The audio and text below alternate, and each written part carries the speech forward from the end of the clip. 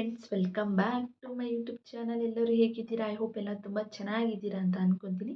ಇವತ್ತಿನ ಒಂದು ವಿಡಿಯೋದಲ್ಲಿ ನಿಮ್ಮ ಜಾಸ್ತಿ ಏನಾರ ಹೇರ್ ಫಾಲ್ ಏನಾದರೂ ಆಗ್ತಾಯಿದೆ, ಅದಕ್ಕೇನು ಕಾರಣಗಳೇನೇನು ಅಂತ ಹೇಳ್ತೀನಿ. ನನ್ನ ಒಂದು ಜರ್ನಿ ಅಂತ ಬಂದರೆ, ನನಗೆ ಬಾಣತನದಲ್ಲೂ ಸಹ ಕೂಲ್ ಉದ್ರಲಿಲ್ಲ.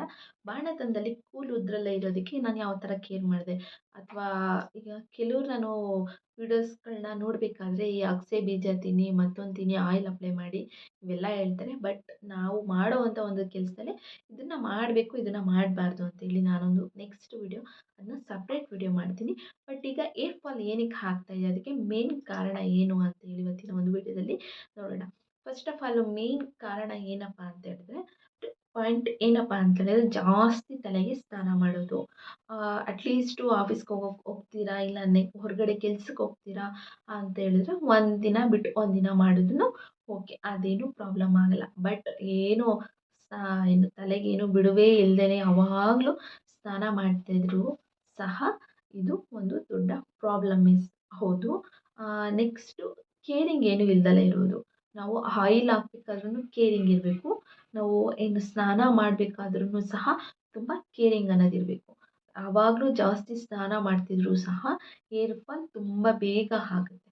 ಓಕೆನಾ? ಹಾಗಾಗಿ ನೀವು ನನ್ನ ಪ್ರಕಾರ ಕೇಳಿದರೆ ಒಂದು ವೀಕಲ್ಲಿ ಒಂದು 3 ಟೈಮ್ಸ್ ಅಥವಾ ಒಂದು 2 ಟೈಮ್ಸ್ ಡೈಲಿ ಮೈ ಮಾಡಿಕೊಂಡ್ರು ಒಂದು 3 ಟೈಮ್ಸ್ ಅಥವಾ ಒಂದು 2 ಟೈಮ್ಸ್ ನೀವು ತಲೆಗೆ ಸ್ನಾನ ಮಾಡಿದ್ರೆ ಒಳ್ಳೆಯದು. ಇದರಿಂದ ಏರ್ ಫಾಲ್ ಕಂಟ್ರೋಲ್ ಆಗುತ್ತೆ ಅಂತಲೇ ಹೇಳ್ಬೋದು.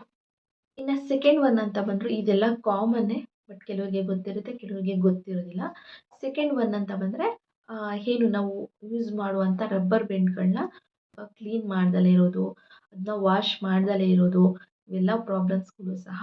ಯಾಕಂದರೆ ಅದನ್ನೇ ಹಾಕಿ ಹಾಕಿ ಏನು ಸ್ನಾನ ಮಾಡಿದಾಗಲೂ ಅದೇ ಹೇರ್ ಬ್ಯಾಂಡ್ ಹಾಕಿ, ನಾವು ಆಯಿಲ್ ಅಪ್ಲೈ ಮಾಡಿದಾಗಲೂ ಅದೇ ಹೇರ್ ಬ್ಯಾಂಡ್ ಹಾಕಿ, ಯೂಶಲಿ ನಾವು ಹೊರಗಡೆ ಎಲ್ಲ ಓಡಾಡ್ತಾನೆ ಇರ್ತೀವಿ, ಡಸ್ಟ್ ಎಲ್ಲ ಅದರೊಳಗೆ ಕೂತಿರುತ್ತೆ, ಅದರಿಂದನೂ ಸಹ ಹೇರ್ ಫಾಲ್ ಆಗೋವಂಥ ಒಂದು ಚಾನ್ಸಸ್ಸು ಜಾಸ್ತಿ ಇರುತ್ತೆ.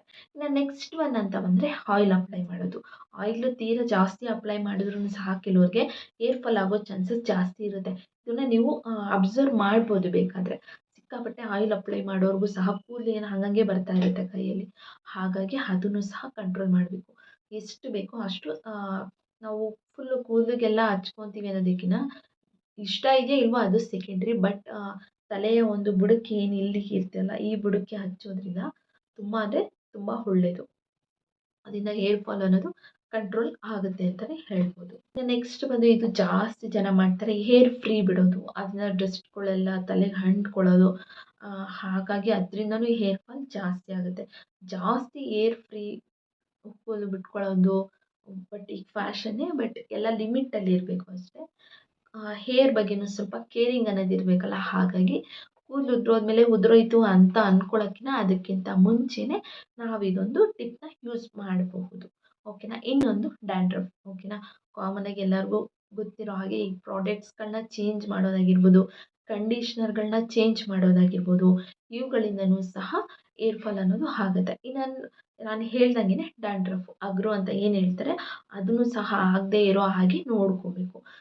ಹೋಮ್ ರೆಮಿಡೀಸೇ ಸಿಕ್ಕಾಪಟ್ಟೆ ಇರ್ತವೆ, ಅವನ್ನೇ ಯೂಸ್ ಮಾಡಿದ್ರೆ ಸಾಕು, ಸಿಕ್ಕಾಪಟ್ಟೆ ಬೆನಿಫಿಟ್ಸ್ ಸಿಗುತ್ತೆ. ಯಾವುದೇ ಒಂದು ಕೆಮಿಕಲ್ ಇರುವಂಥ ಒಂದು ಪ್ರಾಡಕ್ಟ್ಗಳನ್ನ ಯೂಸ್ ಮಾಡುವಂಥದ್ದು ಅವಶ್ಯಕತೆಯೇ ಬರೋದಿಲ್ಲ. ನನ್ನ ಒಂದು ಕೂದಲು ಸಹ ಸಿಕ್ಕಾಪಟ್ಟೆ ಉದ್ದನೂ ಇದೆ, ಅಷ್ಟು ದಟ್ಟ ಇಲ್ಲ ಅಂದರೂ ಮೀಡಿಯಮ್ ಆಗಿದೆ, ಅಂತ ತೆಳ್ಳಗೂ ಏನಿಲ್ಲ. ನಾವು ಹೇಗೆ ಮೇಂಟೈನ್ ಮಾಡ್ತೀವೋ ಅದ್ರ ಮೇಲೆ ಎಲ್ಲ ಇರುತ್ತೆ ಅಂತಲೇ ಹೇಳ್ಬೋದು.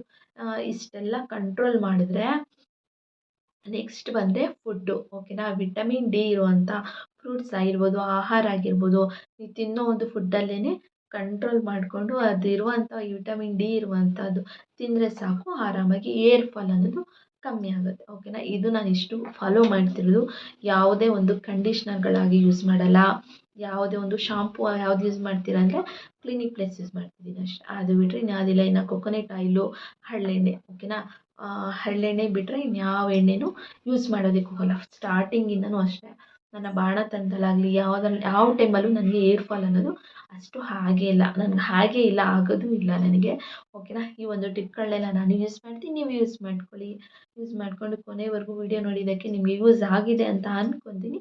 ಫಸ್ಟ್ ಟೈಮ್ ನನ್ನ ಚಾನಲ್ ನೋಡ್ತಾರೆ, ದಯವಿಟ್ಟು ಒಂದು ಸಬ್ಸ್ಕ್ರೈಬ್ ಮಾಡಿಕೊಂಡು ಥ್ಯಾಂಕ್ಸ್ ಫಾರ್ ವಾಚಿಂಗ್.